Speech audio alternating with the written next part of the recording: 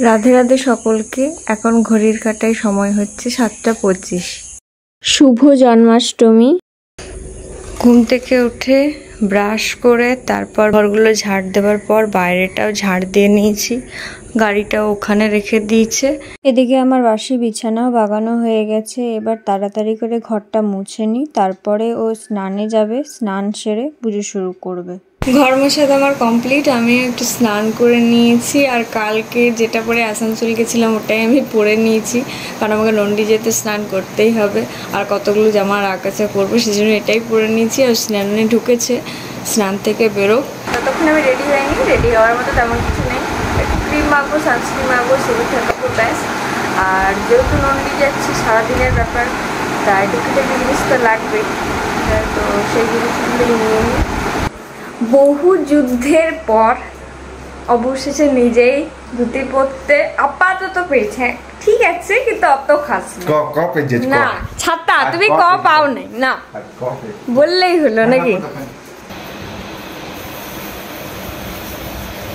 কালকে স্কন থেকে আমরা এই যে পিড়েটা, এই চন্দন কাঠটা নিয়ে এসেছি।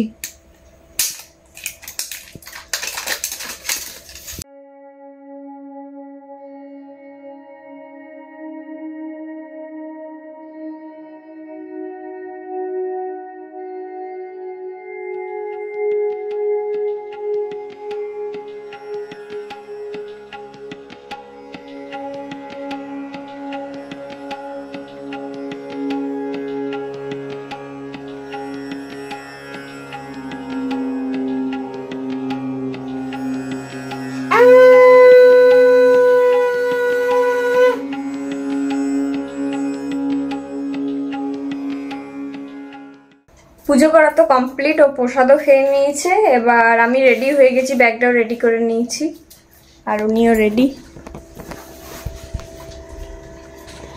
এবার আমাদের নন্ডি যাওয়ার সময় হয়ে গেছে। এই হচ্ছে আমার ব্যাগ, যেটা আমি রেডি করে নিয়েছি। চলো কিষানজি আসছি, রাধে রাধে। চলো যাওয়া যাক নন্ডি।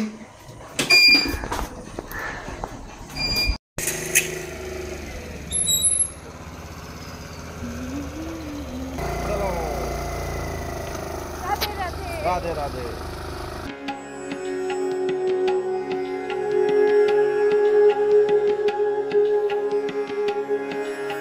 বাড়ি এসে গেছি। এবার আমাকে নামিয়ে উনি ডিউটি যাওয়ার জন্য রেডি হয়ে গেছেন, কারণ ওনার ডিউটি সময় হয়ে গেছে। ঘড়ির কাঁটা এখন 9:25 মতো বাজছে।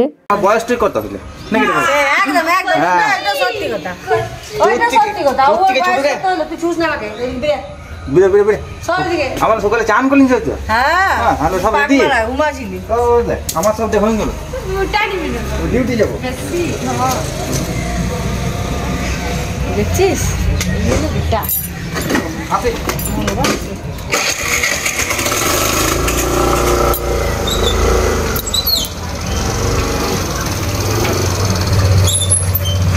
ডিউটি চলে যাবার পর আমরা দুই বোনে একে একে স্নানটা সেরে নিই, তারপরে পুজোর জোগাড়গুলো ধীরে সুস্থে করতে থাকি। আর ততক্ষণে মা যেহেতু ড্রেসিং করতে গেছিলো, আমরা যেটুকু পেরেছিলাম এগিয়ে রেখেছিলাম। তারপর মা এসে পড়ে স্নান সেরে তাল কষা শুরু করে দেয়, কারণ তালের ফুলুরি হবে আর তালের লুচি হবে।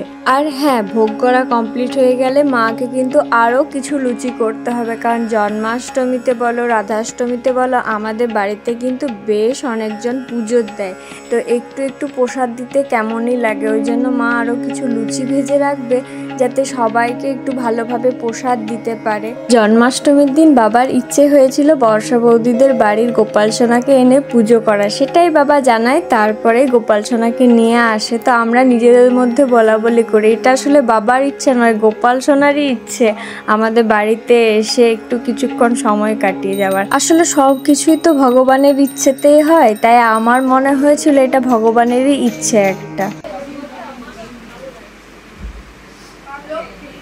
আমি এই করে এসে শুয়ে পড়েছি, মা আর বোনি এদিকে সবাইকে প্রসাদ দিচ্ছে, আর শরীর চলছে না। বোনেরও শরীর খুব খারাপ, চোখ নাক মুখ করে বৃষ্টিতে 3 দিন ভিজেছে একরকম, নিয়ে ওর চোখগুলো লাল হয়ে আছে, চোখে জল পড়ছে। তো আমার পাগুলো খুব বাজছে না, তোরাই দে বাবা, আমি একটু পরে যাচ্ছি। আর ও ডিউটি থেকে চলে এসছে, ওই গোসাই ওর প্রসাদ খাচ্ছে। আমরাও একটু পরে সবাইকে দেওয়া হোক, তাহলে আমরাও একটু করে প্রসাদ খাবো।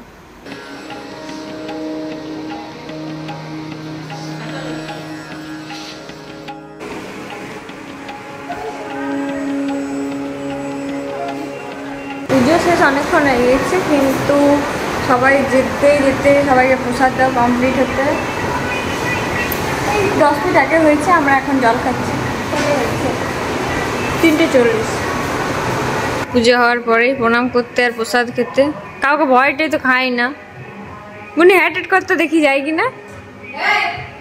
কাউকে ভয় নাই রে বাবা রে, ভালোই পাঠিস তুই।